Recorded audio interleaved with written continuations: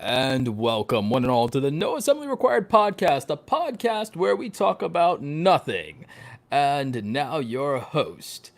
She is the ice cream queen, at least she is for now. I see you there snacking. RedRomina, your second host, who made my intro really easy today, Audrey Ember. And your final host, your Dark Lord and creator of awesome internet content, Roberto Blake. Welcome to the No Assembly Required podcast, filmed in front of a live YouTube audience. No audience members will be harmed in the filming of this podcast. At least, I don't think so. We might hurt your feelings, though. Romina, I appreciate the effort on the thumbnail. Thank you. It took me 40 minutes. That's some great Photoshop. Let me take the actual photoshopping part wasn't the part that took me 40 minutes. It was finding all of the little things and trying to think of what was wizardy enough. I just saw the beard on Roberto. How did you not see that? I don't know. To begin with. I just saw it. This is epic. That's some good Photoshop right there. That's some Roberto Blake level Photoshop. Well, thank you for putting me at your level, Roberto. For those of you who are listening, we have a custom thumbnail, which, as I said, I spent 40 minutes working on for our YouTube live. So we actually do this, we record this podcast live every Thursday at 8 p.m.-ish Eastern Standard Time. Yes. Over on youtube.com/noassemblypod. And so today... Please like and subscribe. Or be cursed forever. But today I decided to have fun with the thumbnail since we're going to be having a magical evening. I've got my little witch hat on. I couldn't see the full thing before, so I thought you just had a really should have ordered on. I should have ordered a Harry Potter wand last week since I knew this topic was. You know what, Roberto? I actually have a wand. I have a cloak, but I just don't know where it is. I think it might be in my storage. It's invisible. It's invisible. Oh yes, I'm wearing my invisible cloak right now. Well, no, it's invisible, and that's why you can't find it. Sip tea out of my mug. Someone cursed it. Audrey cursed it. She made it invisible. I'm throwing out Avada Kedavras over here. Why? You can't start with that. You go full tilt at the very beginning. No. We got to do I don't know, some I'm not even warming up to it. I'm going full Dark Lord from the start, right off the bat. Don't give Roberto magic. It would be a bad... No, here's the thing. No, I don't think I would. Do you really think? Let me ask the question and everything like that. Do you guys think that if you're a wizard, yes. Roberto, you're a wizard, Roberto? Would I use my power responsibly? No. What the hell, you guys? Why? What would happen? What would happen if you gave me I feel the like powers you of the try Harry and Potter figure universe? stuff out, Mm-hmm. and it might be with good intention, but it might go bad, or it might be stuff that maybe you shouldn't be meddling. So in other words, I'm Dumbledore. So I'm Dumbledore. I'm Albus Dumbledore then. I feel like you would be using potions. Yes. You would be using potions to control So I'm people. Snape. I could see you as I'm a Snape? potion professor or something. I could see you as being Snape. I think I'd make a wonderful professor of defense against the dark arts. I think I'd be a wonderful professor for the defense against the dark arts. My students won't fucking die. Wow. I could see that happening. Yeah, Audrey, what class would you teach? Professor for that. I want to do Hagrid's job. Wow. All right. okay. So suspended and janitor. No, I just want to. No, he's not a janitor. He's the one who takes care of. He's the animals. groundskeeper. Yeah. He takes care of the Well, he's the animals. groundskeeper, and He doesn't take care of the animals. He just happens to have animals to take care of. So I mean, wouldn't he be the Well, then can I be a ghost?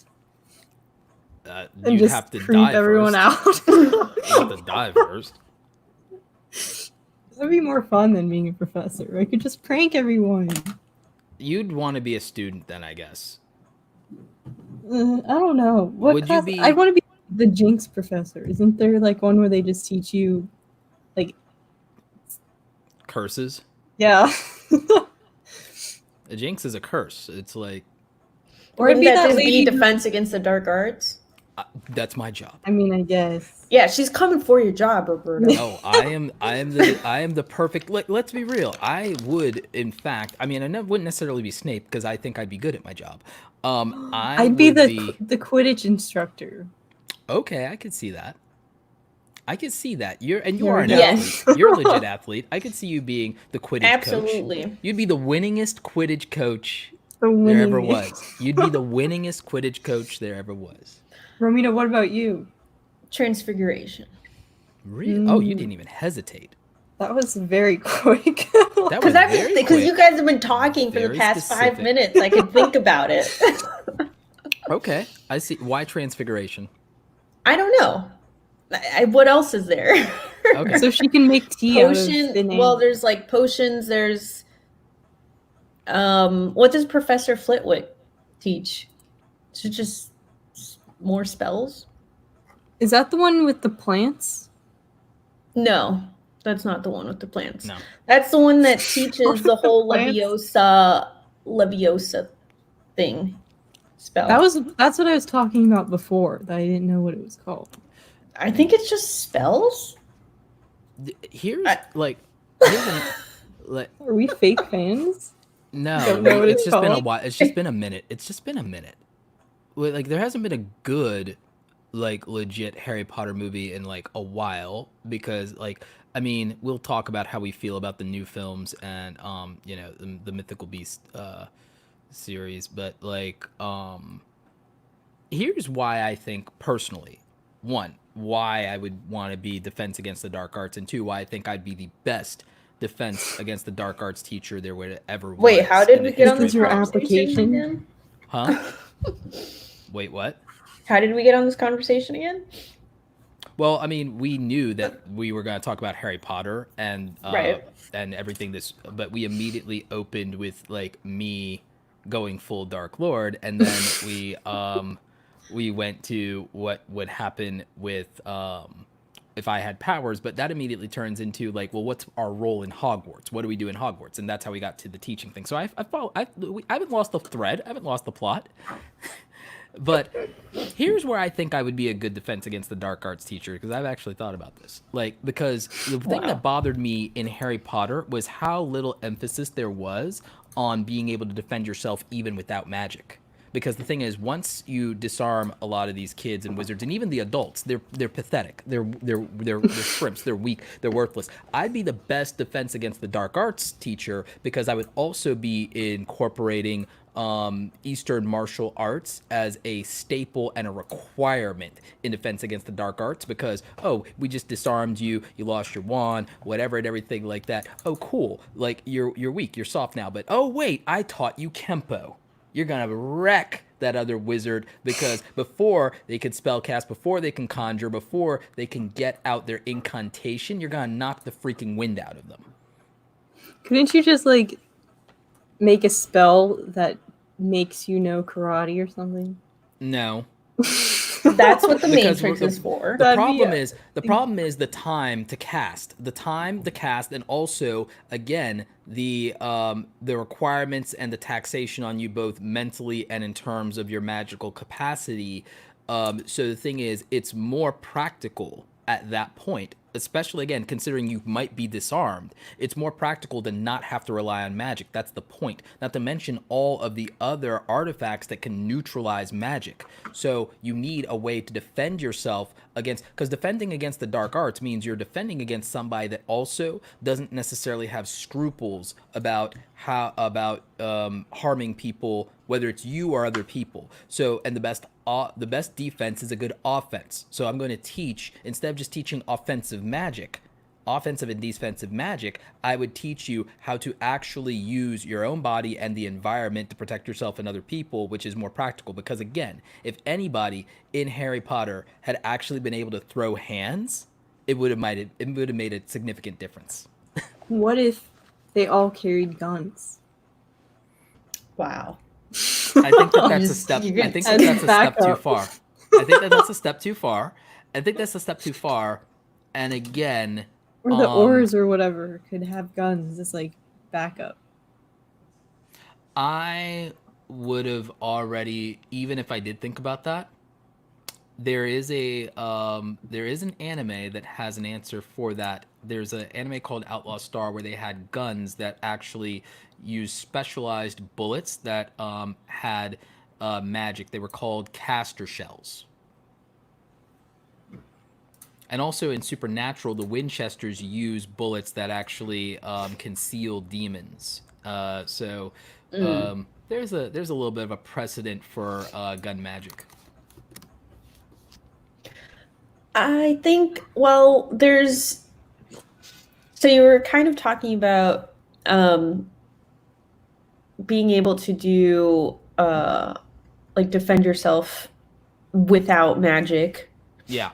And I think part of it too is that, I mean, at least just in specifically talking about the Harry Potter world, Yes. is that the kids weren't allowed to use magic outside of school.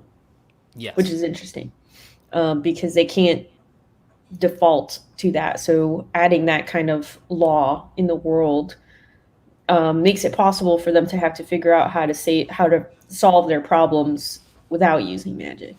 And so Even though they can. So I think practical self-defense is realistic in that case because they still have to be able to protect themselves and other people in the world without magic at some point. Did you guys take the test? I didn't Again. take a new one, but I did a while back. So I did. I want to know what you got. You guys don't know. All right. So last week, we kind of briefly discussed this whole wizarding world thing. And we talked about our houses. So our Harry Potter houses. Or Hogwarts houses, to be more precise. And I didn't really know what I got because I took the test forever ago, and I think I did it even like twice, but I didn't really remember because I didn't really care that much. So, but I decided for the spirit of the podcast to take the test once more at Pottermore, which is an official test, because I'm assuming that some people don't know about Harry Potter stuff. So this is an official test which was created by J.K. Rowling, the writer of Harry Potter, creator of Harry Potter. So it's pretty much like the quote unquote like legit like test. You know, this isn't like a BuzzFeed quiz. So I took this to get sorted into a house. What house do you guys think I got sorted into?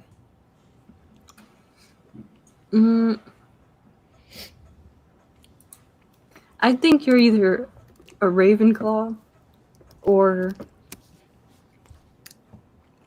I'm trying to judge your reaction. Just say all of them and judge your reaction to all of them. Or Slytherin. That's not the way to guess stuff. You can't just like say everything. I think I'm guessing Ravenclaw. Honestly, I think she either got Hufflepuff or Slytherin. She either got Hufflepuff or Slytherin. I'm pretty sure. You're a Hufflepuff. No, I'm not. That's the thing about it. I'm not. All right, guys. Drum roll, please. So the house that I got sorted into is Gryffindor. Oh my god. I honestly Join the thought that. I just club. thought my answer was more fun. But I knew you were going to end up being Gryffindor. My first gut reaction was Gryffindor, I'm not gonna lie. Well, there's only four. We knew that because houses. we've said it probably was going to play out that way last episode. We already predicted you'd be Gryffindor, but it was more fun to imagine it's something else. Yeah, I mean, of course it is. Also because Gryffindor is pretty much the titular house of the Harry Potter realm. That and Slytherin, because let's face it, nobody really cares about Ravenclaw or Hufflepuff. So there's some hardcore. So it's a little basic to be in Gryffindor. I think my sister was House Hufflepuff. Well, good. That means that she doesn't follow the crowd and she's not basic. Romina, You know what did I'm you saying? just call yourself basic? Did you just And insult you, all because of you're us? Gryffindor. Yeah. Did you see I sent my proof in the chat? I see the proof. I ended up House Gryffindor. Everyone thinks that I would end up being Slytherin, but Gryffindor and Slytherin are the most similar. And by the way, it's not that every Slytherin becomes a dark wizard. It's just that most of the notable dark wizards happen to have come out of Slytherin. Yeah. I mean, You are what you eat. Dumbledore was about to go on some like freaking like tyrannical like stuff, and he was a Gryffindor. Like he was about to go hard. Like Dumbledore was like about some world domination. Albus Dumbledore could have probably put Voldemort to shame if he had went like full on, and he was about to. I don't think people know. Yeah, well, I mean, Dumbledore's supposedly a very powerful wizard. But I think he Dumbledore is just- not so noble as like he's not the noble, kindly grandfather people. No, it's just the long beard. It's Dumbledore was about some ish. Okay, about some ish. he was. Well, this test, so the Pottermore, it actually has a test for you to decide to get your wand. So you do a test, and it tells you which wand you would get, and then there's another test for what your Patronus would be. I remember my Patronus. I don't remember my wand. Dude, my Patronus is absolutely incredible. All right. Okay. Is it what's the your owl Patronus? No. Is it the owl? No, she's an owl slayer. She can't use the Patronus owl it'd to be save funny. her. It'd be funny if it did turn out that way. It'd be ironic. No, mine is a lot better than an owl. Okay. It's Okay. I didn't even know this was an option, but I got salmon. Wow. That's So hilarious. How does that even Mentor happen? is coming at Wow. you, And I about just to suck your salmon. soul, and you just hold a fish up at him. Yep. You're like, "Don't touch me!" Yep. I didn't even know that was an option. Wow, I thought mine was ridiculous. What is yours? That definitely takes that definitely takes the prize. Roberto, what's your Patronus? What do you guys think it is? Well, I don't know because I didn't even know salmon was an option. Like at this point, I don't even know what. Like it could be just have a anything. list of like It could be like a butterfly. bunch of I'll put animals. to you like this. Mine is pretty much cliche as fuck. Is it a mammal? Yes. It's a deer. No. Think about it. It is Complete me. Patronus list. I We're want to talking- see it's all me the we're talking- options. It's me we're talking about. All right, but it's a mammal. A lion? No. Oh my god, there's so many of them, dude. I'm It's looking like at the a whole list. animal kingdom. I mean, if a salmon makes it in What there, did you say, Audrey? There's buffalo. Like, there's so many of them. There's so many options. What do you think it is? what's a mammal? Audrey, There's what's a 140 options. Okay, but it's a mammal, so that limits it. That cuts it down. Dude, unicorn is an option. Oh, it's a unicorn. No, I said it's cliche, not ridiculous.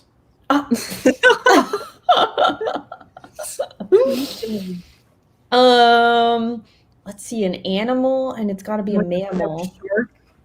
What? You could have a shark.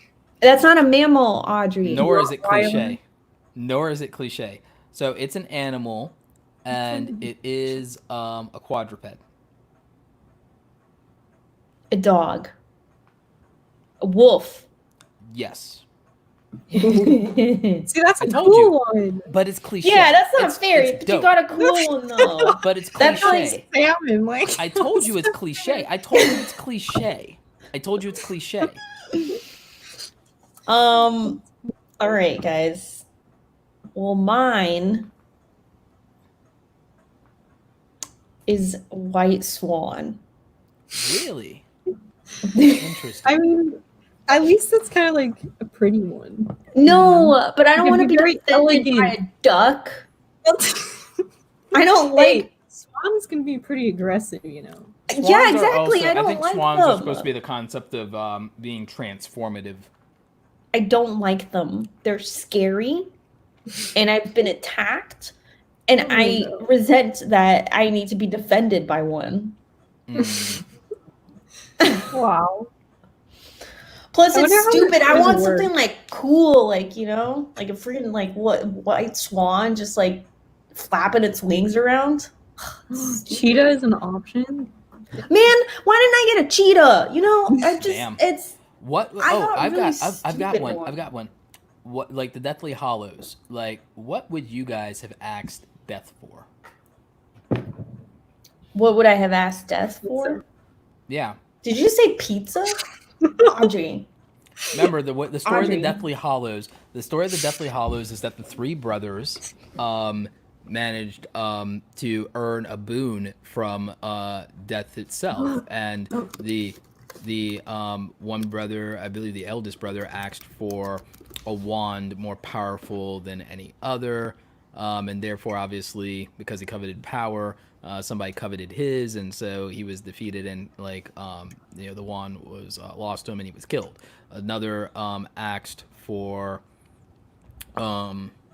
the stone that would allow him to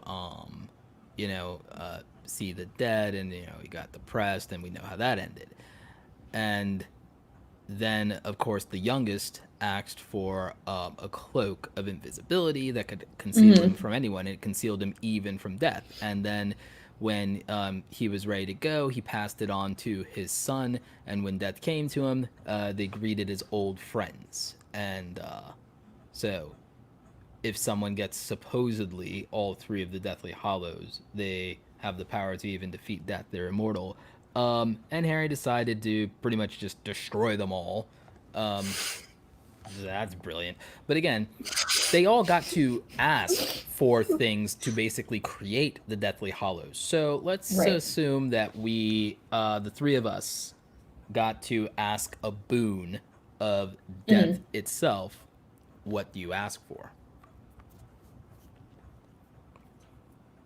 Dang. I gotta think about this a little bit. I mean, the cloak sounds pretty cool, not gonna lie. I feel like it's pretty not practical though.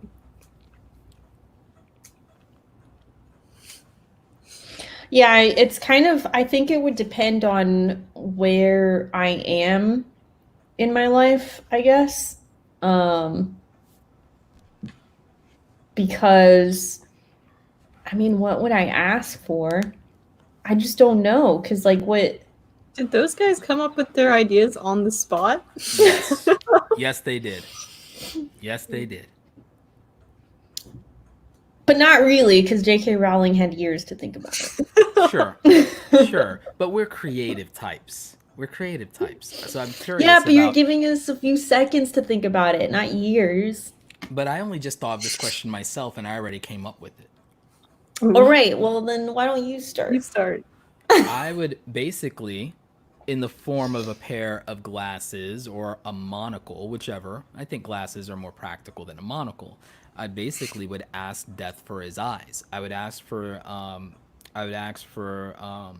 the eyes of death, and what that would allow me to have, and the way I would tell him that I want them fashioned is I would want my glasses fashioned in such a way that I could see the lifespan of any living being, and I would also want to see the thread that tethers them to the mortal coil, and have the ability, if I can see that thread, to also sever it. So I would basically have the ability to see everybody's lifespan, and also to see what their weak point is, and to be able to so I'd literally know everybody's death blow, and I'd be able to see their natural lifespan. As long as I have the glasses. Yeah, so as long as I have these glasses, I'd be able to see everybody's lifespan, and I'd be able to see what their weakness is and what's a death blow for them. So I would know the one thread that I have to sever to sever their tie to the mortal world. To basically, I would know how exactly to kill anybody, and I would know their natural lifespan. As long as I have these glasses. That's what I would ask death for. I would ask death for his eyes. I would ask. So that's So I would ask What? death for his eyes. Audrey just keeps blinking. I can't. Dang. That's pretty intense. I feel Well, like I mean, you would have so some is. problems. But don't you think that the Elder Wand was pretty freaking intense, and that the Right, God, all of what them was were the all pretty intense. what was the stone? We What all was know what the happened. Sorcerer's Stone? And the Sorcerer's Stone, that one's pretty. The Yeah. Philosopher's Stone. Originally. Sorcerer's Stone is for The the Philosopher's US. Stone in Full Metal Alchemist is really dark. Like, you want to talk about dark? I'd like an invisibility cloak. I know, Audrey's just like, I'll just take the invisibility cloak. What's the easiest thing for me to just pack up and take with me? Okay. Well, for me, what's most important to me is communication. So I feel like having something that would Remember, it allow has me to be do something that probably is within Death's realm, and again within like his Right. wheelhouse. That's why I asked for his eyes. Right. But what if Left foot. Yeah, what if I asked for his left foot? More specifically, I would like his left pinky toe. It seems to me For that balance. No, it seems to me You have that like ultimate why don't balance. you ask why wouldn't you Never ask then trip if you're again. like theoretically if you're gonna ask for a limb why wouldn't you ask for the right hand of why wouldn't you ask for the right hand of death? Why would So I that gonna you'll do never with his stub right your hand? toe again. Well, the right hand of death would basically give you it'd be like having Audrey, the hand of thinking Midas. about the important things. The right hand of death would be you having remember the hand of Midas in the third Aladdin film? How it was literally a hand and you could touch it to something and turn to gold. Well, you could ask for the right hand of death and you could basically have that. But it would, instead of turning everything to gold, it would kill or undead anything that you want. Wait, you know, I feel like bad things happen to all those people who got like ridiculous powers anyway. So I feel like I'll just stick with something I think a little bit less intrusive. The thing I stuck with is really unintrusive because the simple fact, the invisibility cloak's unique feature is the fact that it seems benign. You know what I mean? Because one, it's a cloak, and then the wearer is invisible, so it's benign, and it grants them a protective element. Whereas the Elder Wand is an offensive element, and then the Sorcerer's Stone meddles in the realm of life and death, which is very dangerous. The reason I asked for the Eyes of Death is because it can be a passive ability and it's innocuous, and because glasses are inconspicuous by nature. So All right, so that's how why I asked for that. how Because about you get his right eye and I'll get his left eye? So you're reducing it You to can just monocles. I both prefer do glasses. monocles. Now we have to have monocles. What do you got against monocles, man? They're sophisticated. But impractical, and they're not inconspicuous. See, Listen. someone finds out that what these monocles do. See, that's the problem. See, that's why I asked for glasses, because with the lenses I can change the frames anytime I want, and that helps. So I can always fake out people. And then the other thing is glasses are common, so nobody would be the wiser. That's you see. We're the talking about a brilliance of wizarding world here. You're gonna This tell is me why that I would monocles be aren't? This is why I'd be an amazing defense against the dark arts teacher. All right. I'm practical. And this is why I would do transfiguration, because I just want to change it to fun animals. And this is why I'm like, okay, so why wouldn't you ask for Death's Hounds then? What am I gonna do with his hounds? You figure it out. You're the one who likes animals. You're the one who's telling me to ask him for it. Or you could ask for his crows. Like, you could, like, you know. I like the crows. A familiar. Yeah, you could ask, like, you know, you could ask for a familiar. Just get some new pets. Yeah, I'll just get some new pets out of it. It's a That could win-win. be dope. That could be dope. The animals get a new home. I get a new faithful companion. Death doesn't have to worry about him for a while. It's great. Everybody wins. Can I babysit your crows for 2 months? Audrey, like, let's say you can't. Audrey, you can't ask for an invisibility cloak. What do you ask for? Oh no. An invisibility suit. Wow. I don't know. I don't want anything that's too drastic because I know what comes with that stuff. There's always going to be someone who's going to be like, I want that. And then it's a whole deal or it causes a problem. So I'd want something that's like non-intrusive, like the cloak or something. So maybe something that can like help make me fly. That'd be You cool. could ask, you know what neither of you came up with? You could always ask him for one free pass. Free pass from death? Mm-hmm.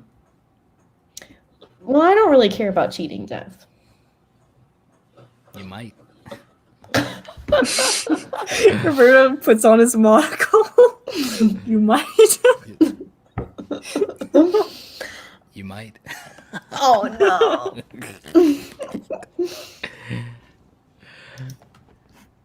See, because that's the easy one. Is like, oh, one free pass. That's all. I just want one free pass.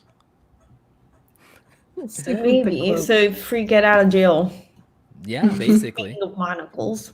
Yeah. So like, because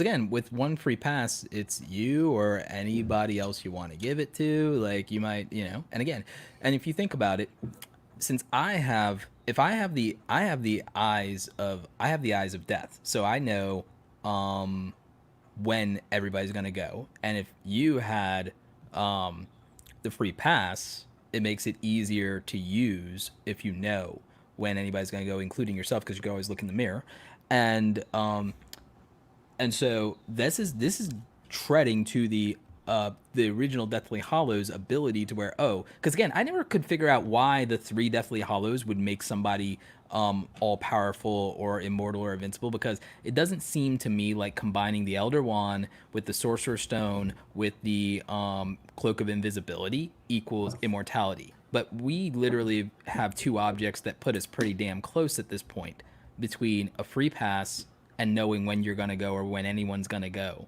and knowing their weak spot. So the only other thing, I mean, actually I just came up with what would be a really good theoretical third Deathly Hallow here, but we still don't have, like, I think one of you really hasn't come up with or come close to us coming up with together a third Deathly Hallow if we're making new Deathly Hallows. I think Audrey and I just kind of want to go to Hogwarts and just get like a broom. Yeah.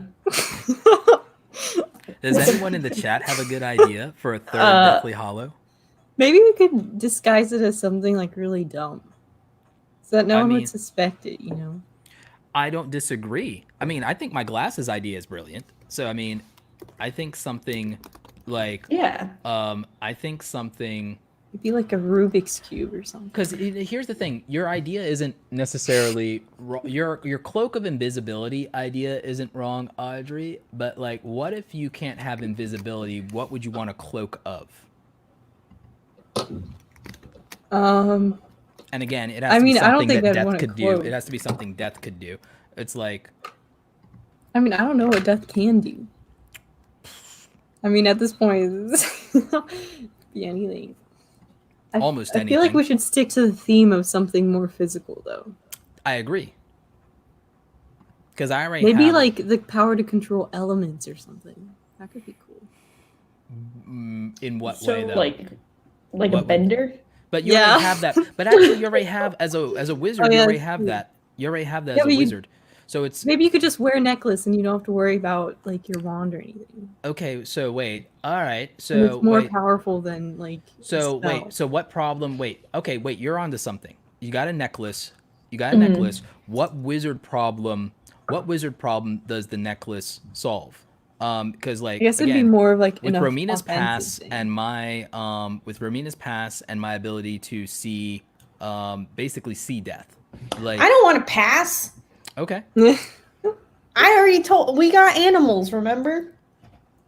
we need to get more specific into the animal thing, because I just thought about it. You can conjure animals yourself. You can will cast and conjure, and you can, and there's so many mythical beasts, like literally, that Audrey that one just doesn't. lost her wand. But all right, but Audrey, your necklace. What wizarding problem? Like, what's a limitation of spell casting? Is there a point where you just can't cast? Like, at what point can't you cast spells anymore? I don't know. I feel like it'd be different because if you could just like actually control elements directly, I feel like it's different than just like making a flame with your wand or something. So would you? So basically, so would your necklace grant you unlimited spell casting? Is that where we're going? So like you don't even need a wand and you don't need incantations? I don't know. Sure. Maybe there's some gemstones on the necklace, and depending on which one she licks, something Now happens. you're going into the world of absurdity. It could be like those, those necklaces that you can eat. Yeah, exactly. So except you just like grab one and then you just and each then one corresponds to like an earthquake happens. By the time you do that, I've already Avada Kedavra.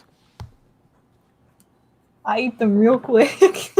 Yeah, you underestimate Audrey's licking powers. Avada Kedavra. Yep, done. You done. Hey, there's latency here, right?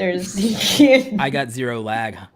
What if the thing gives you the ability to become like a ghost? So the same consistency as a ghost. So you'd basically, but you're not dead. So you'd want to be able to walk the spirit world at will. Sure. Yeah, no, here. I use it more for the real world, but look, if she has a necklace, right? If she has a necklace and it has like a pendant on it, it has like something on it, it's going to be close to her heart. So it can just feel whatever her heart desires. So in that moment, so it would happen instantaneously. So it's what you want, Roberto, which is fast. For her to act on the spot. I mean, it's an activated ability. I think it would be literally that if you put the necklace on, you basically get to be ghost mode, and if you take the necklace off, you get to be mortal again. So like you literally, it's just like it's basically a gateway. It's basically a personalized gateway of like off, all right, human, on, ghost. Yep. So like an invisibility cloak. In a way, it accomplishes much the same thing, but you get the expansion of, because the invisibility cloak, that's all its power is, but you get the expansion now of like you get to do everything that a ghost or a spirit can do. Right. And it goes into the death theme of what Deathly Hollows are supposed to be, because like that's kind of the point here is like Deathly Hollows. So what can Deathly Hollows do? Because I mean the point of the Elder Wand is basically the idea that you're powerful enough to like conquer and kill anybody you want if like you have no peer if you have the Elder Wand, is kind of how that would make sense in terms of being the master of death. That's the because that's the whole kind of deal with the Deathly Hollows, is the idea that one would be able to conquer death. Right. I was just reading the pizza comment.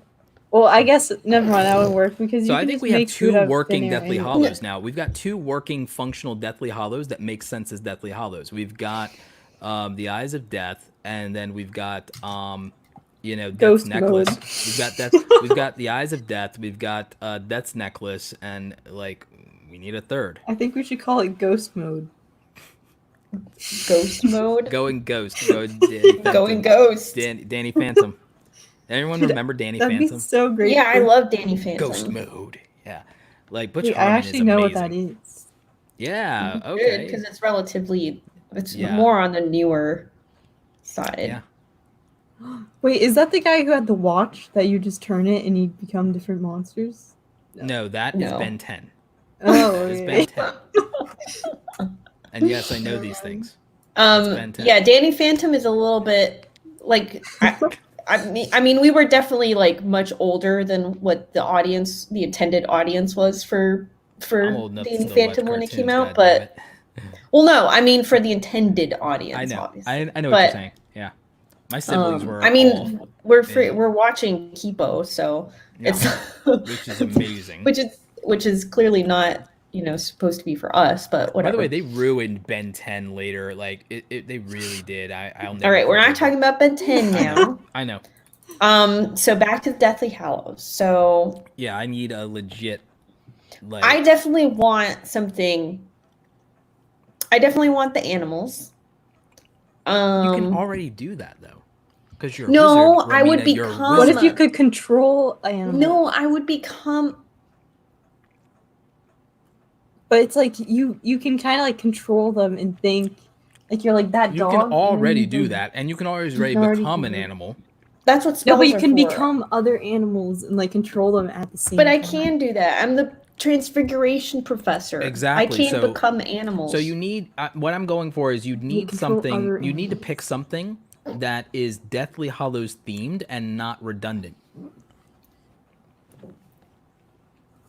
No, it's like you can't control other animals though. Like even because Yeah, you could. transfiguration is becoming other animals. Like I'm She saying, could you do see an more than one elephant, spell you at a could be time. like, She can layer her spell casting. What about being able to summon a pack? You could already do that. And that's not death Okay, themed. what And about it's not death what- themed. Shh, Roberto. Deathly Hallows. What? I'm getting to it, Roberto. I'm brainstorming out loud. All right. What if I can summon a pack? wait, what if you could like see the memories of animals? Okay, that's not. No, listen. I summon a That'd be pack. real useful. What if they're dead? The spirit of beasts. I summon the spirits What of if you just beasts to summon the- fight well- for me. What if you just summon the dead? But I want animals. It's animal specific. The dead is universal. It's animals, it's dragons, it's unicorns, I it's mean, we people. technically are animals. Those are all animals. You can summon the dead, and that includes animals who, like, the dead isn't limited. You could summon the dead, but I don't want people. But I theoretically, Audrey already has her ghosts. theoretically, couldn't a dark wizard already summon the dead though, animal or otherwise?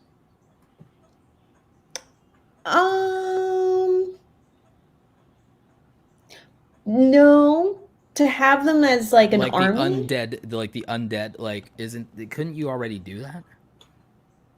I mean, I guess it depends on what universe we're talking about. In I the don't Harry think Potter universe, I think they- you could technically do that. Like the undead. Even Voldemort himself was basically undead. But that was, again, the Horcruxes. Oh yeah, well he's yeah, exactly. I was gonna say. But before she even got to the Horcruxes, it was partly he was drinking that unicorn blood. But Drinking some unicorn blood. Yeah. Get my fix. Mhm. What? I think I okay. could do a whole skit about the unicorn blood thing. Like So summoning the dead, that would having work. an undead army. Something that accomplishes that would count in the Deathly Hallows theme. I just Okay, wonder but if I you could want- do that. I I just wonder if you want- could do that as a wizard anyway, without I that. want animals. Well, again, you can do it for animals, people, everything, because the dead is the dead. I don't want people, man. Specifically, what would be dope is you summoning like all these undead effing dragons, because then it's like, oh, really? We got to deal with that? Like, Yeah. I mean, people is just expedient though, because there's a bunch of them. So if I take his I'm gonna take his crow. I want his crow. His crows. I mean, if having the familiar is where you're going to basically hold that ability, like if the crow has to, if you wanted to like be poetic about it, you could summon the dead by asking that crow to caw 3 times. Yeah, that's where I was getting at. That's okay. I could see that. So, call the dead. Basically you have Death's Call, I've got that's pager.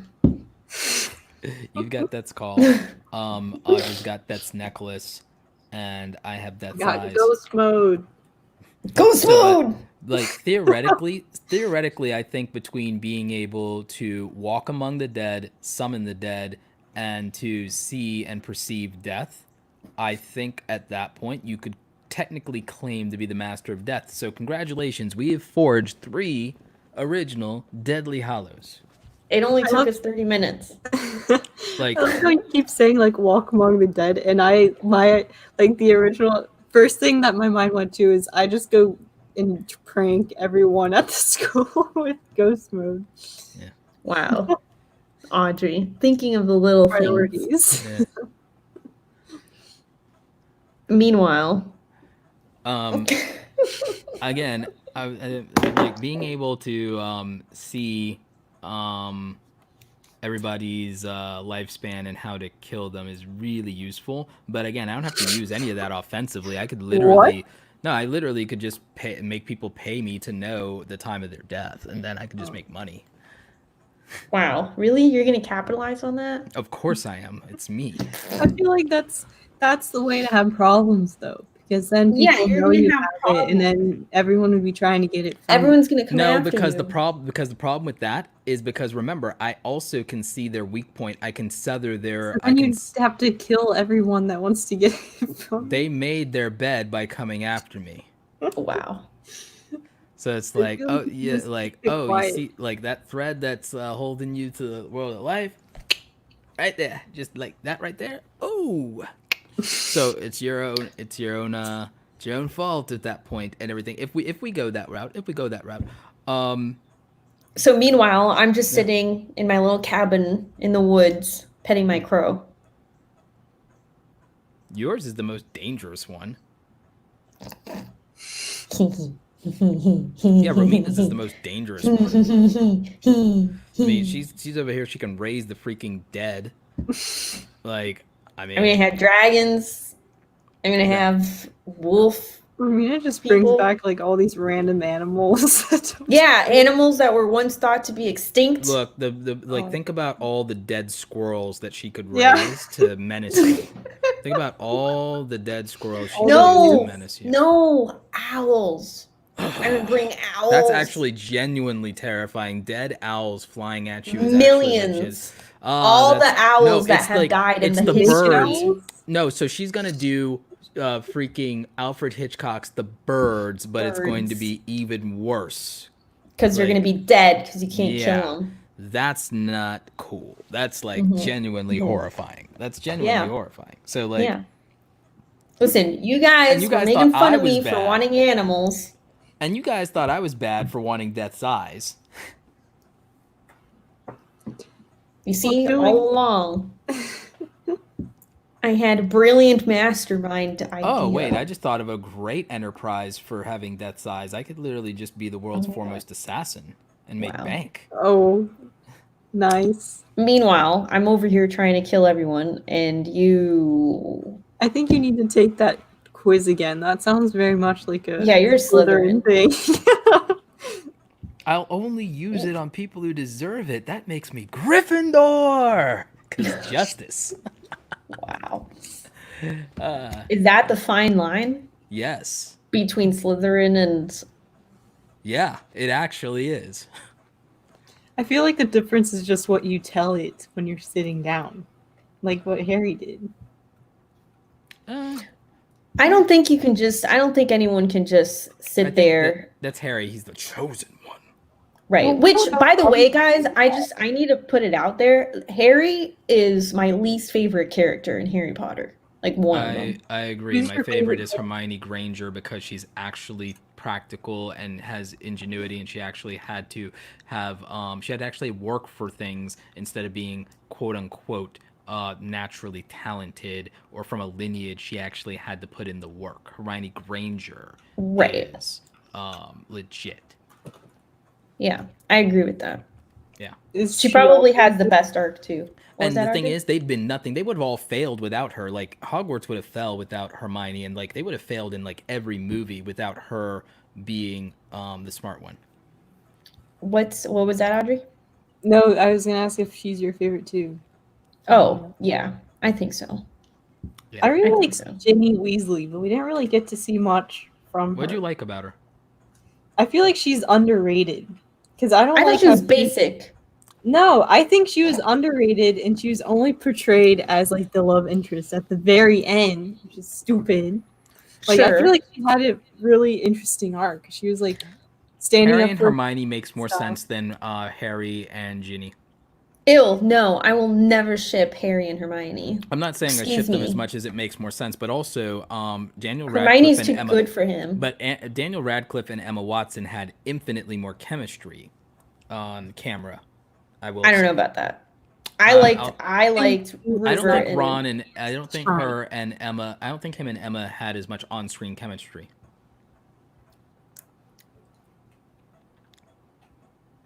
I probably agree with that, but I think Ginny just didn't have enough time to like. They didn't talk enough about her. The only time we got to see her was in like comparison to Harry, which made her seem lame. Well, you mean in the movie or the books? I don't know. I'm probably getting them confused at this point. But Because in the movie, definitely in the movie, I mean, in the movie, Luna Lovegood was also very underplayed. I agree with that 1,000%. In the books, she played a much bigger role, especially towards the end. And her character was very, it stood out because of the fact that she wasn't, because she was so, she wasn't as aggressive. She was good-natured. She was so good-natured. So what about Harry and Lavender Brown? How did you guys feel about that? I don't like any of the people. I don't like any of the shippings of Harry with anybody. What was that girl's name? Cho Chang. She served absolutely no purpose besides of course being not. the love. Here's the thing. I don't like that. See, I don't like that when like no, I agree with you. I don't like when they specifically it's like, oh, this person has no actual character development and they serve no role in the narrative other than to be a romantic attachment to the other, whether it's a guy or a girl. I hate when they do that because it just feels like lazy. It feels like lazy writing unless that person is made to be disposable. But I don't believe in like throwing characters in the fridge, which is what they call that, because you basically kill them and then throw them into the morgue. You know, like I don't love that. I love it when it's like that person wasn't an actual love interest, but they were an option. And it was the beginning of something, like it was the genesis. It was like the genesis of, oh, there's something there. There's a spark. But then that person tragically, before anything can come of it, the door is violently closed. That's better writing than what they did with all the Harry Potter shipping. But I digress. What were you gonna say? No, I mean I agree with all of that as well. I feel like most of the I feel like all of the relationships that Harry had were all very much forced, where it was just like, oh well, you know, we can't just leave Harry as like a single guy. Like he needs to have a partner, and so they gave him a partner. But it didn't really feel genuine. It didn't feel like there needed to be one. It would make more sense for him to be isolated beyond his friends as the chosen one. It would make more sense. Yeah. It would make more sense for him to feel, and then maybe something changes toward the end, where and then we do get that, and he gets a happy ending, because it would make sense if someone sees him as more than the chosen one, and then that is why that they like someone actually humanizes him outside of his small friend group and actually and the thing is it would make more sense, I think, writing wise and thematically, because I feel like Harry should have been written in more of a tragic hero than he was, in my opinion. Well, yeah, I mean, if it wasn't amateurish, then yes, it would have gone that route. The chosen one shouldn't be you get to have and go from a miserable life to a glamorous life, and that's what being the chosen one is. I think in many ways it should actually be either you had a bad life and you get the chosen one, you get elevated in the status, because you're also meant to have that with the understanding that because you're a sacrificial lamb and we're giving you a taste of the good life, and we tell you up front that that's how it is and the other shoe's going to drop, and you deal with the burdens of that, and then it's also tainted by that, so you can't really But Well, again, the issue maybe I is should just that write something better than J.K. Rowling. no, yeah, I mean, I was just gonna say that. I mean, the issue is that Harry Potter is very juvenile in like the writing, and it's just fun, but it's really not. It's not really as in depth as most people make it out to be. If we wrote it, it would actually. If we wrote it, it would actually probably be a great young adult series because it would reflect the inner turmoil of young adults. Right. It would reflect Exactly, yeah. I have a counter argument to Go for it. to the All right. lovely interest at the end versus. Okay. I think Well, I meant what toward the might end, have worked third with act. yeah, I think what kind of worked with the is it Ginny or Guinea? I don't remember. Ginny? Either is Ginny, fine. okay. Ginny. I feel like what kind of worked there is because they met when they were really young, but they were just kind of friends for a long time and nothing really happened until the end. Okay, that makes some sense. It kind of makes sense if like he is like the chosen one and stuff, but that I makes feel like sense you because wouldn't she want to did go with humanize like, a him. You're random right. person, you know? Well, Right. You probably want to be with something familiar from. Well, That's random been is great. well, it's a matter of random because I'm not saying putting them with a random person, but I am saying someone who thematically makes sense. So yes, a childhood friend does make sense in the context Like that she's you're. kind of been there, even though she wasn't there too much. She The was problem still is there they the didn't whole develop her. process. They didn't develop her more, and Yes, they didn't right. develop. They And should've. again, if it had been that she was always somebody that, while not being overly dependent on, that he always confided in, or that was always it's shown and not told that she's always just been very kindly toward him, or always like whenever like through Ron being the intermediary, you know, of some of those things of like, oh, Jenny made you something or blah blah blah or whatever, because Right. the Weasleys treated him like family. That would have been if they had developed more of the Weasleys kind of taking him in, that would have made that work, I think, a little bit better. I feel like at that point you need like 20 books. I understand what you're saying. Yeah. I mean, my version of it, in a way, is somebody who has been a background character that wasn't super significant, but is always literally in the background, is always there and is known to us and stuff like that, and is always a part of, kind of like in the way that Neville was always a part of. You know, he wasn't part of the trio, but he was adjunct to the trio in the same way that Severus was. Like, there's like all these, you know, secondary characters that are around. If you use a secondary character, but then have a moment of despair where that secondary character stands up for the protagonist, either stands up for them or stands by them, that forces the protagonist to see that person differently, and then to also start having this idea of this hole being filled now by somebody seeing them, truly seeing them beyond their status or their usefulness or their whatever. That would be the vulnerable moment that lets you transition in the third act to them wanting to explore something, and then you get to you didn't just ride off to happily ever after. You defeated the conflict, but now they have a place to start, and you can, at least in your mind, imagine that they have a happily ever after at some point. Maybe one of the things that stopped, because you're saying like another kind of like a Luna, almost like a Luna Lovegood, Neville Longbottom type of thing. Maybe if they hadn't made Ginny a Weasley, because that was kind of a problem, because she was his sister, she was younger, they didn't really hang out. And then your sisters, your friends' sisters are kind of theoretically off limits. Yeah, and you don't hang out with people at school normally who are like your sister's friends if they're 2 years younger. Yeah, like, no, that happens like later. The love interest, someone like a, you know, same position as Luna or Neville. Yeah, I agree.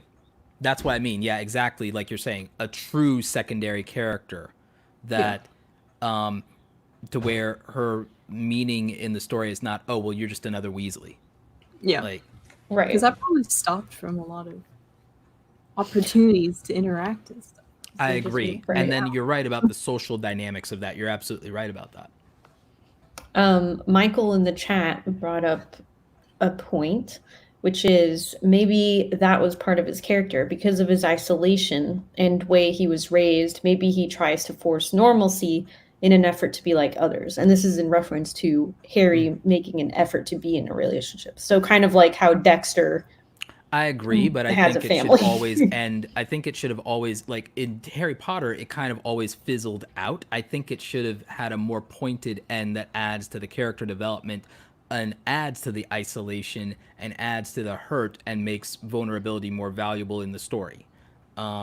But I'm also So the kind like of Dexter having a relationship. exactly. So I'm a sadistic writer in the fact that I'm a somewhat um, I'm a somewhat as a writer, I'm kind of this neglectful alcoholic stepfather of a god as a writer that finds these ways to like strip away every little bit of comfort from my characters bit by bit like Yeah.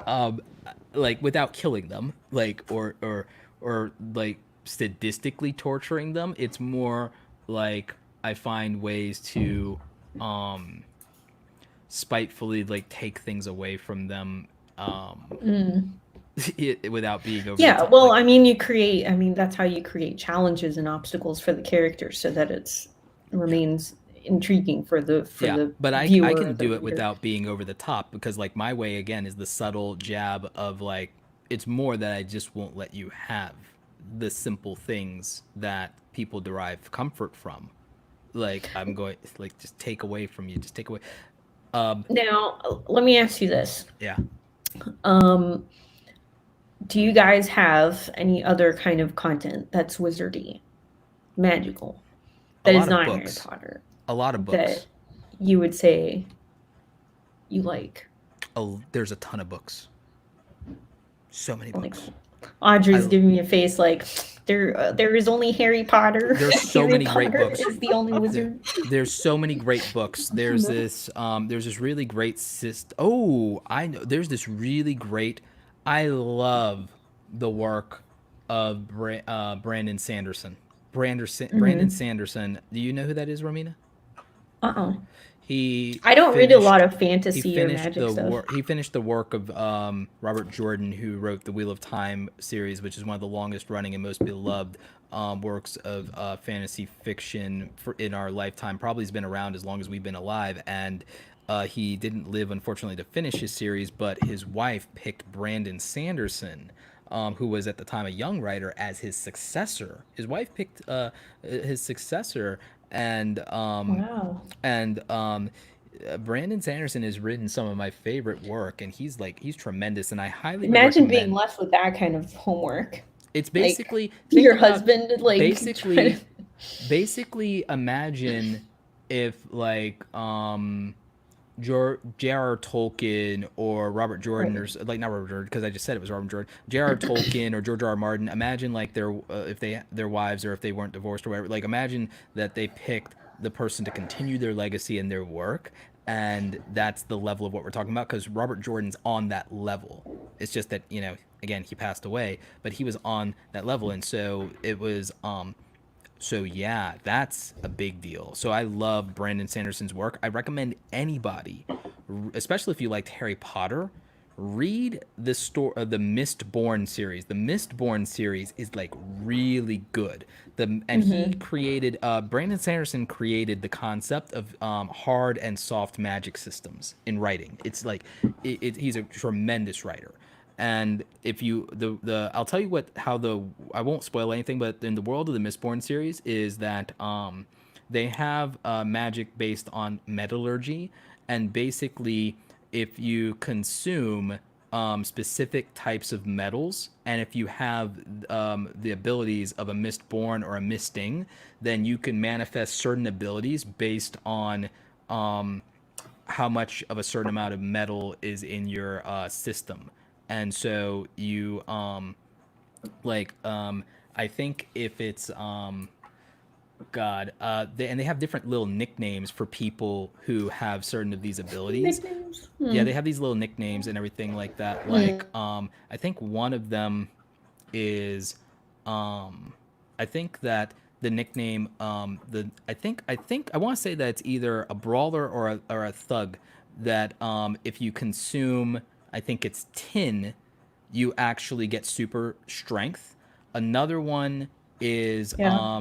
I think, called a coin shot, and basically, if you're a coin shot, you can if I forget what metal, I think it's copper you consume, but if you consume Yeah. copper, you can push metal objects. And I think if you consume the opposite element, if you have that ability, then you can pull objects, and you can also theoretically, if you're a pusher, if you're a coin shot, you can push You're a yourself. pusher. Yeah, you can push yourself also off of other metal objects. So basically, the idea would be that theoretically, I could theoretically use a coin and like bounce and Yeah. push myself off of a coin to propel myself up in the air, for example. So like I could super leap by doing. So you see, Oh. there's creative So you're like ways. using the energies of the metals.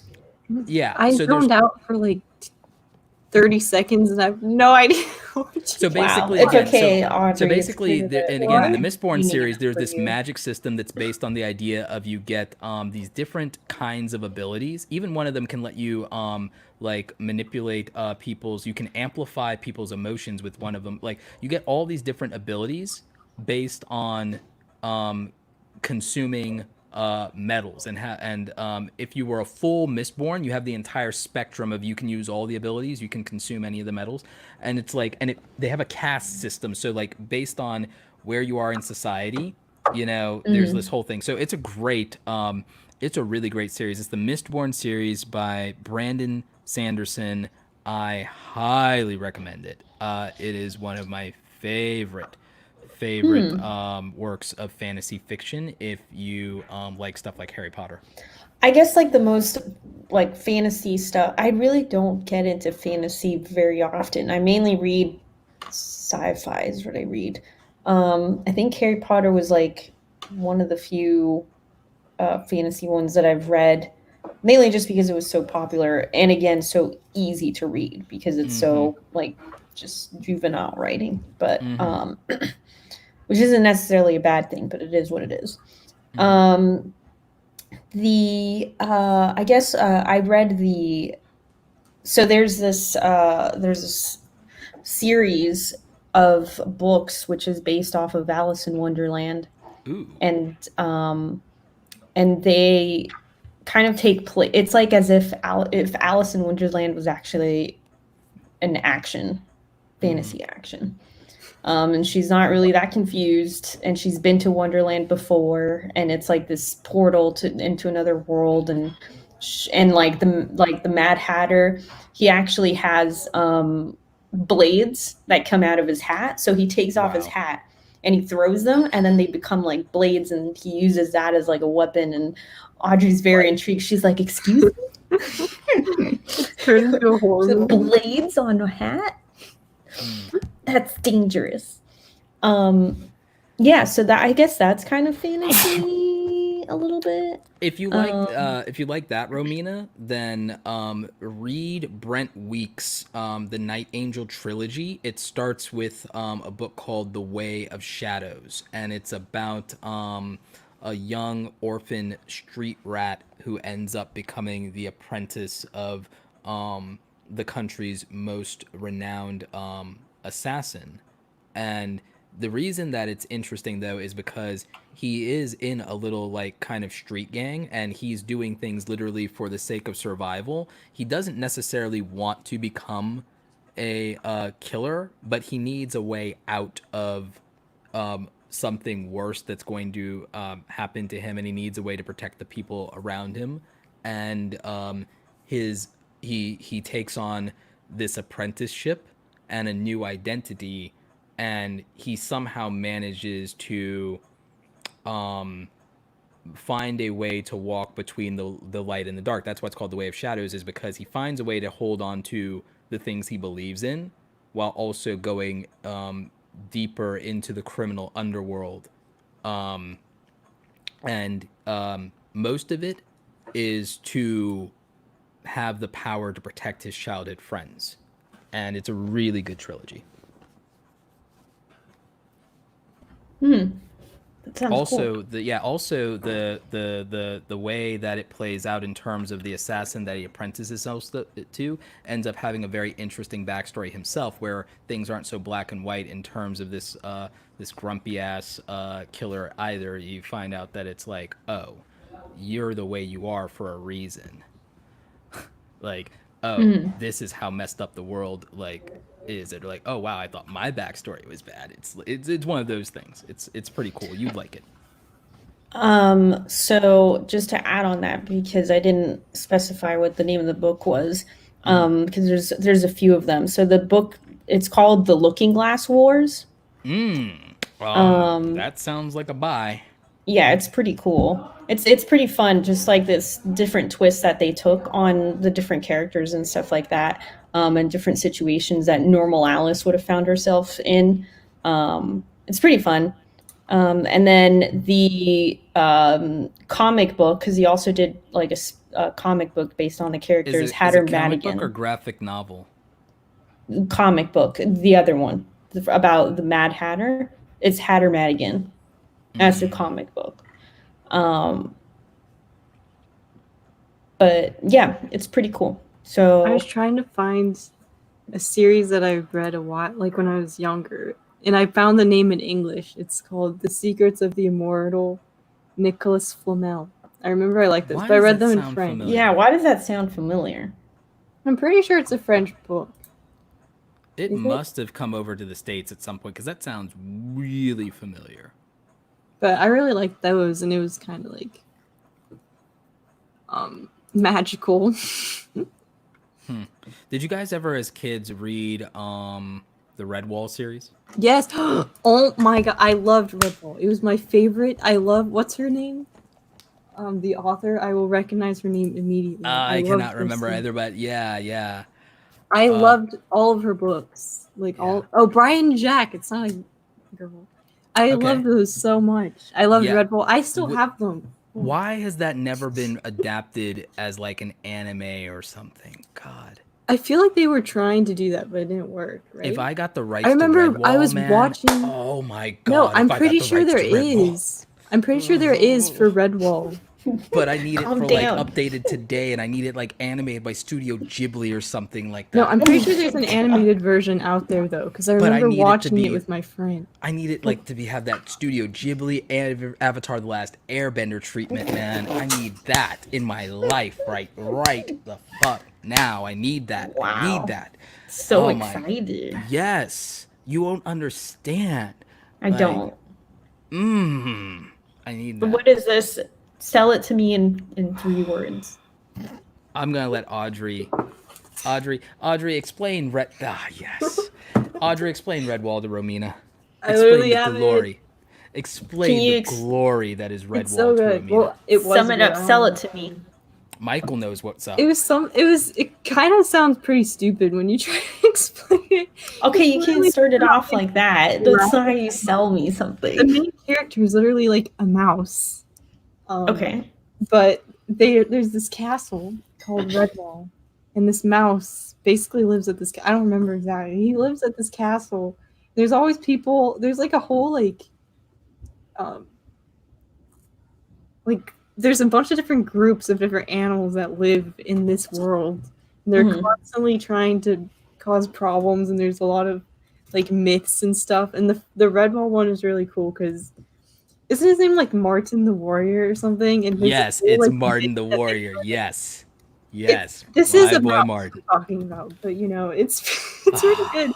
I remember the descriptions of food were always on point, and they made you hungry. Do you remember that? Yes, It, like, still vividly, detail. vividly. Like Romina, all right, the best way I can put it is imagine if there was an actual series, not just like the movies and so on and so forth, but like a series of the Musketeers, right? Imagine if there's a series of the Musketeers. Martin the Warrior is essentially in this scenario D'Artagnan, and Okay. a young D'Artagnan, and you get Yeah. to basically have a serialized version of in anthropomorphic form of the world that D'Artagnan experienced in France as a musketeer, but in the form of anthropomorphic characters such as Martin the Warrior as a map. Is that a pretty accurate description, Audrey, from your perspective? Yes. Thank you. So like, Like, I all think the books are connected because the whole world is like connected, and you well, that's kind why I of go said it's back and forth. serialized. Yes, it's Well, it's a serialized. It has a trilogy, right? continuity. No, There's a it's more lot than of that. them. It's a There's series. a It's an lot of them. ongoing. It was an Oh, okay. ongoing. Because I It just was an looked it up ongoing. right now. Yeah, it was an ongoing series. And so it has a continuity. It has lore. It has all those Yeah, things. see, there is an animated Redwall movie, Roberto. But it's a movie. I wanted like There's again. a I wanted TV Avatar. series. I want an Avatar: The Last Airbender style Studio Ghibli. Like, give it to me now. Mina, Like I feel Studio like you Ghibli. would really like it. Well, there's 22. There's 22 novels. Yes. Yeah, you have to start with Redwall, right? Yes, you do. And then my favorite was Martin the Warrior. I love that. Yep. Did you guys as children watch The Secret of Nim? Yes. I love that so much. Audrey, you were deprived, you sweet summer child, you need to watch The Secret of Nim. Oh my god. I'm so excited there is a Redwall movie. Apparently, there's these books have a chronological order to them. They do. Yeah, but you don't need to read them in chronological order because they're But always Yeah, this to is start- kind of. But you referencing do different need to stuff. start with Redwall. But you do need Yeah. to start with Redwall. And I do It's- recommend reading things in chronological order. No, because you It's- wouldn't want to read Martin the Warrior before you read Redwall. Or published order, or at least published order. Right, published order. Right, but it's kind of like the Chronicles of Narnia, Yes. where there's two different ways to read it. You can either read Yes. it in chronological order based on the story, or you can read it in By publication published order. date. Yes. Yeah. It's similar for my other favorite high epic fantasy series, which there's magic in this fantasy series, but there's less of it. It's more adventure. It's more, you could argue, Game of Thrones. And that is the Draenei Saga by David Gemmell, which starts with the book Legend. And in the book Legend, which is about Druss, the legend, it's he's about, I think at that age, he's 60 years old. He's fought in almost every major war of the age on the continent, literally been through, I think, 1,000 actual straight up battles. He's like a warrior. He is so renowned that they have nicknames for him in every language in every country because again, this is a high epic fantasy Game of Thrones thing. To be a warrior from the time you're 16 years old and survive to be 60 is like kind of unheard of. And he's a frontline type of fighter. He was once the champion of the Emperor. He's a big deal. So Druss the Legend is literally a legend. The Nadir hordes, who are basically based on, I guess you could argue, the Mongols, or even the Huns, I think is probably more accurate in terms of what they're based on. The Nadir tribesmen refer to him as Deathwalker because he's literally like, as far as like the number of men that he's like killed is like actually legions upon legions because he's lived so long and fought so many wars. And it's this whole thing, but he's 60 now, he's ancient, right? And there's this last battle because his people, the nation of Draenei, they are basically the last nation in the northern part of the continent that the great Nadir tribal leader, whose name is Ulrich. Ulrich has done the impossible. The Nadir tribes of the steppes have been fighting amongst themselves for time immemorial. And they were always picked on by the other nations because they were singled out because the tribes kept attacking each other. There was no unity. They kept having their petty squabbles, even though they're all Nadir, they're all one people, but they were fragmented. But Ulrich had a dream of uniting the tribes and seizing the continent because though they were broken and scattered, together they make their numbers are so absurd. So he actually, as a uniter, takes his tribe, the Wolf's Head, and he conquers smaller tribe after smaller tribe after smaller tribe until he has such a big tribe. And with the whole "join me or die" speech, it becomes absurd. Again, every time he goes and conquers another tribal leader, he pitches the dream to them. It's like, look, join me, fight under your own banners, but fight under me and my horde, and we'll go conquer all the lands of people who formerly attacked us, oppressed us, looked down on us, spit on us. It's like, join me or die, but if you join me, I'll deliver you the world. He basically pulls an Alexander the Great, right? And so and then they're like, oh wow, it's so like we did it because he kept his word. He's like, he brought the tribes together, then he went after all of their old enemies, and they like won. And they're like, oh wow, this is happening. This is amazing. And so then the Draenei in the north are the last kind of holdout here, and he literally has an army of 2 million tribesmen, like unheard of. But the Draenei have this one interesting thing going for them. They have a fortress, and they have a six-walled fortress at the mountain pass in the north that is the key to the rest of the continent. It's a fortress with 6 walls because once upon a time, General Egil, the Earl of Bronze, had a vision of this exact moment, and he ordered the construction of this fortress that could man 10,000 men in this narrow pass. And basically, it's kind of like the 300. It's kind of like the idea of here's this unstoppable horde, and here is this mountain pass, and you've just got this one fortress, this one stronghold. And the Draenei are so broken and so like weak, and they've declined so much that they don't have 10,000 seasoned soldiers to even man the fortress. They barely have like 1,000 people stationed there now. And so the current Earl is an old friend of Druss's, and he's dying and he's sick. This is literally like, I read this book every year. What is this book? It's called Legend by David Gemmell, and he wrote it kind of as an allegory for his mother's cancer at the time. And he also wrote it as an allusion to like the Alamo and to the 300 and so on and so forth. He wrote it the year I was born. He wrote it in 1984. It sold millions of copies. It's the first book of his Draenei series, so it's called Legend by David Gemmell. I read this book literally every year right around my birthday. And it's the book that if I were to be a director, this is the book that I would, if I could choose any book in the world to adapt, this is the book that I would want to adapt as a director. Especially the scenes of the invading hordes. Like that would be like a really good drone shot. It's like I'd like make like suck at Game of Thrones. like Yeah. But the thing that's interesting is this story is less about Druss than I made it like sound like, because again, his old friend is asking him to show up and to boost morale and to like do this one last thing for me.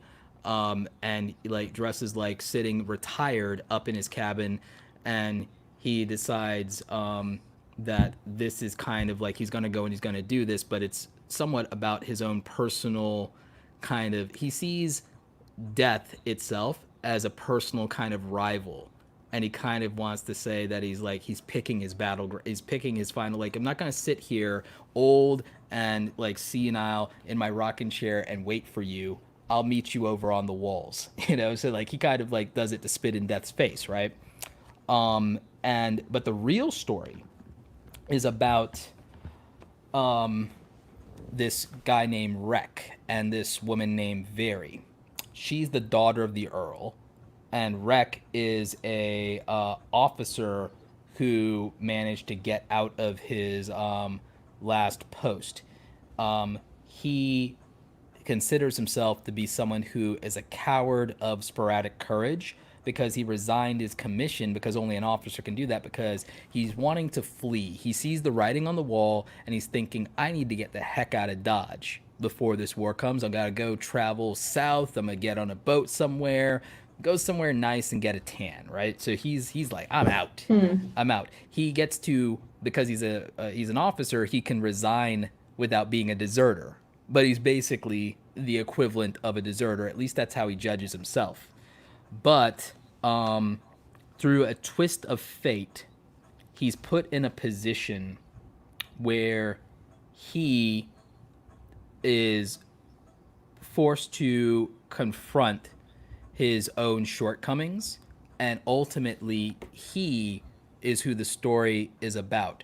It's about somebody who is a reluctant hero, not somebody who is looked on by everyone as a legend, but someone who has the potential to forge their own legend.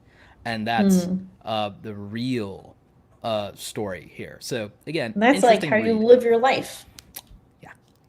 Yeah, it's like this book shaped so much of my worldview when I read it, and it was one of the books that began my path to recovery from like all my depression, and to it helped shape a lot of my philosophy and my value system. David Gemmell, aside from Tony Robbins, is probably the author who probably had the single greatest impact on my life. I'd probably give it to David Gemmell, Tony Robbins, and Elizabeth Hayden in terms of influences through writing. What do you think about all that, Audrey? Is Audrey on mute? She's muted. Sorry, I said dang. Wow. That sounds about right. So Apps at Rule in the chat would like to know if you've seen any more Wonder Years, Audrey. Not since that last time, because I watched like 5 episodes or something, right? Mm-hmm. I've definitely not finished it. I see. Mm-hmm. At least now I know what it's about. Do I have to finish it? No, you don't have to finish it if you don't like it. Yeah. But what have you seen anything else from my magical spreadsheet, which I spent hours creating? It is the list that does. I have been bad at that recently. Yes, it goes on. You're never gonna finish. No, I promise. Romina Next week I'll watch. started writing it, not knowing what it was. 2 or 3. And Audrey will keep watching it forever, just because I really want to watch the sci-fi one you recommended last time. What did I? Oh, Gattaca. Did you add it to the list? Yeah, Gattaca. Did you add it? No. Oh. I don't think I can add anything. Where's Give her edit permissions. Can I edit? Oh yeah, I can. Never mind. Okay. She can. How'd you She write can that? edit. Gattaca. Got it. I think I got the word. Yeah, I think that's the one, right? Mm-hmm. I don't think Can you watch I don't that? think we recommended any other sci-fi I think we ones. Battlestar Galactica. I did not. I did not. I That's thought we did. no. Oh. We're not just adding stuff that we like, Roberto. We're adding things That are relevant to pop culture. To I pop think culture. that the Cylons are relevant to pop culture. All right. Okay. Well, Maybe. Let's actually, to be she's honest with gotta you, Doctor watch Who. Actually, to be honest with you, Doctor Who is more relevant to pop culture. yeah, I agree with that. But Doctor Who is a show, so let's not get there. I would say that this is probably blasphemy to some people, but I would say she could start with the 10th Doctor and then be fine. Yeah. I mean, sure. Let's get through the existing list and then we can add more. Okay, no. How about you get through 20 of them and then we can add more? Oh wow. Maybe 10. I need maybe the a dozen. accomplishment of finishing the list and then you can add more. It is the list that does Never end. ends. Yes, it goes on and on, my friend. Romina started writing it, not knowing what it was. And Audrey will keep watching it forever just because it is the list that doesn't end. Yes, it goes on and on, my friend. Yeah. But here's something. Romina, you understand this reference. Maybe some people in the chat do. I think that there was more emotional development in the relationship in 30 minutes of an episode in Sword Art Online between Kirito and Saji than there was between Harry and anybody, or even all of his romantic partners in the entire goddamn Harry Potter series. I think that was more of a profound relationship building and also emotional connection in 30 minutes of meeting, spending time, and then her tragically dying in like a single freaking episode like, this is the difference between anime and every other medium, is that Yeah. literally there was more emotional a more emotional investment and more Right. character development in 30 minutes between these two characters who didn't even kiss once than in the entire all of the relationships and shipping in Harry Potter over the entire course of the entire fucking series. That's how well written anime is in storytelling compared to To Harry Potter? everything else. Well, everything else, but Harry Potter specifically in this case. Like, I'm not even joking, guys. Literally, even in like, Audrey's crying. it's like, it's that serious though. And it's that She's like, serious. what? And Harry Potter is the best piece of it's literature. that serious, and known literally to with no mankind. other with no other context, if we literally let Audrey watch that episode, she'd understand exactly what we're saying. Hell, in Full Metal Alchemist, when Hughes dies, is more emotional and more soul wrenching. In literally, there's a 10 to 15 minute sequence between Hughes being murdered and then his funeral. Let's not give emotionally any spoilers out here. You've already broken down one book today, one series or one book. I literally only broke down maybe the first 15 pages of that book. All right, well that's a lot. There's the journey of discovery of Everybody- while reading. everybody- You don't want to spoil it for people. Everybody read Legend by David Gemmell and thank me a month from now. We'll have an affiliate link in the description. But Wow. yeah, give Romina that Amazon affiliate money. I'm not even joking. Give Romina that Amazon affiliate. Wow. Everybody go out and buy Legend, either as an audiobook, which is amazing, or you can read it manually like I do every year, and and enjoy that. And I read Metal again. Manual. actually, yeah, do you guys want a NARP book club? Oh, I'm Where reading we like 20 recommend- books by right that- now. Well, by that I mean we recommend books to our audience, and they read them, and we can chat about it with them either on like a Discord or in Twitter or something Oh, like yeah. that. Like, I think that could be dope, that we could do a NARP book club. That'd be fun. Yeah, and Or you can pop get all culture. that. Yeah, and you could get all of that amazing Amazon affiliate money, Romina. Yay, money! Oh, but by the way, if none of you have Audible yet, you can go to robertoblake.com/audible and you can get any 2 free audiobooks to keep forever. And that is whether you cancel Audible or not. So you can get 2 free audiobooks. And of course, I have a bias. I'm going to ask you to maybe go out and get Legend by David Gemmell, and tell me what you think about it in Twitter. And but you can get anything else you want, including Harry Potter. So go to Don't get Harry robertoblake.com Potter. slash Get go to robertoblake.com/audible and get your 2 free audiobooks with my affiliate link, and that does help support the podcast. Don't be basic. Get Legend. Yeah. Thank you, Romina.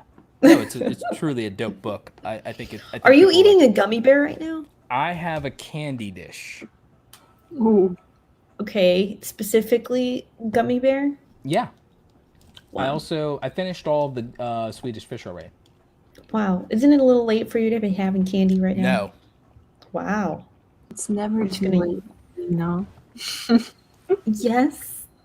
I believe there is a cutoff for having sugar at night. Nope. All right. Well, if you guys don't have anything else to add, which I don't, we've been Mhm. going for a Very long episode. little bit far, further than You guys are here, still here at the end. You're Might the as real well leave heroes. us a review. Yeah, give us a 5-star review. Mm. Yeah. Or a thumbs up or whatever, wherever it is that you're listening, give us the maximum positive feedback, please. And then also subscribe to us on YouTube so that you can join us live. It's youtube.com/noassemblypod. Follow us on Twitter and Instagram, also the same, @noassemblypod. And with that, I think we'll wrap this up. Roberto's throwing peace signs. He's all into like the anime thing right now. but he is going to sign us off with a very amazing outro. Mm-hmm. He's like, oh no.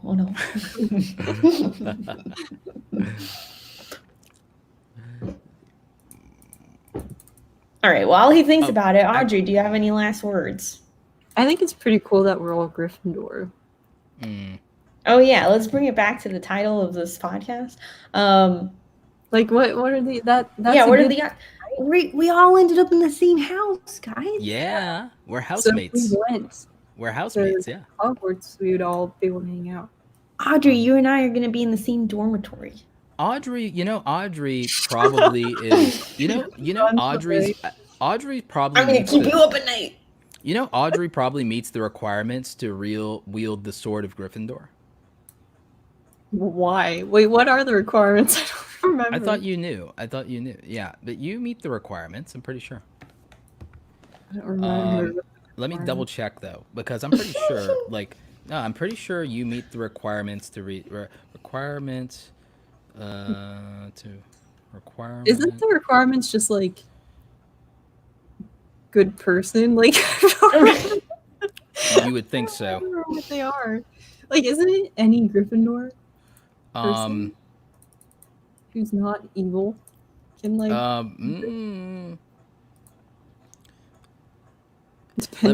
Interesting question. Here's an interesting question. What do we like? Is Harry evil? I don't think so, because he's kind of forced into the situation a little bit. Hey, I think this is a great question. For the next episode, we can discuss which heroes are actually heroes. Are they villains? Or are they heroes? I think you have a lot to discuss about that, because we can talk about Aladdin. I think I've already done the Aladdin bit, but I definitely have other examples. Yeah. Well, we've got Luke, and I mean, there's Luke Skywalker. We've got a bunch. We can talk about. Luke Skywalker should have. Hey! Save it for the next episode. I'm trying to find the specific, because there were specific requirements, but basically it's more than just be a good person, though. But I think that just like Neville, you do meet the requirements to wield the sword of Gryffindor. What are the requirements? You must own a toad. Well, one of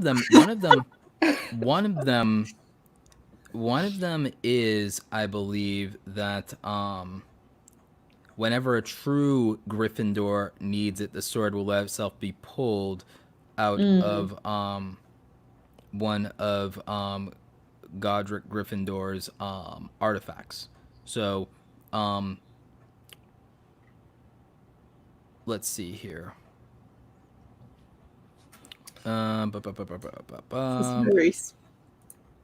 Audrey, do you know what wand you would have? But I think one of the things when it says a true Gryffindor, I think it means somebody specifically that, because I think one of the qualities required, I think, to be a Gryffindor, and I think one of the notable qualities that separates someone from being, and why there's such a thin line between Slytherin and Gryffindor, and this is probably why my Patronus ended up being a wolf. I think that loyalty to and devotion to one's friends is one of the characteristics that specifically makes you a true Gryffindor, and so that is the main component of what separates somebody from being a Slytherin, is that Slytherins tend to be much more selfish or self-absorbed, and you see that characteristic play out.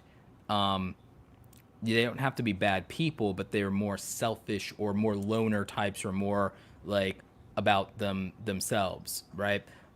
Someone on the Gryffindor spectrum, though, is very fiercely loyal to their friends and has that capacity, and so any true Gryffindor can wield the sword of Godric Gryffindor, because it probably will be in the defense of their friends. And if you think of every single time we've seen the sword of Gryffindor, that's what has played out. It was used on the behalf of somebody else. So, with that said, that means that all three of us actually meet the requirements to wield the sword of Gryffindor. I mean, we took the test, so we're pretty official. Audrey, do you know what wand you would get? I remember it said dragon heartstring. Mine is larch wood with a unicorn hair core, 10-inch, and supple flexibility. Wow. I know you're jealous. Like, what does that mean? How do they come up with these things? Like, what is... I want to know what the algorithm is behind these Parmore tests. Because some of the questions Audrey, are, like, not everything very has to be an algorithm. Smash the it's like just button magic. for the... Do you think it's just random? Smash like, the like button for the... No, because I get the same result. Wave your wand at the like button. Smash the like button for the Pottermore algorithm. Roberto, I've given you 10 minutes to think of the outro. Oh yeah, I actually had it a minute ago, and now I just have to, because I already knew what Audrey's was. And so I you're think ready. I think I just got yours. All Okay. right. Dude, I'd be terrified if a glowing salmon was swimming at me. That'd be pretty terrifying. Thank you for listening to the No Assembly Required podcast, a podcast where we talk about nothing, filmed in front of a live YouTube audience. No audience members were harmed or Avada Kedavra in this episode. Thank you for listening. Please like and subscribe on YouTube at youtube.com/noassemblypod. If you are listening in the podcast audience, please give us a rating and review. We'll love you forever if you do. And just do that in your favorite podcast apps, whether that be Apple Podcasts, Google Podcasts, Spotify, or Stitcher Radio? Is that still a thing? These have been your host, Lady Gryffindor herself, RedRomina, Audrey Ghost Mode Ember, and of course, your Dark Lord of the Interwebs, and of course, the eventual master of death itself, Roberto Blake. Thank you for listening. We will see you here next week for our in-depth discussion of heroes and villains. Which one are you? This has been the No Assembly Required podcast. Please come back at 8 p.m. Eastern Standard Time every Thursday until the stars burn cold. NARP.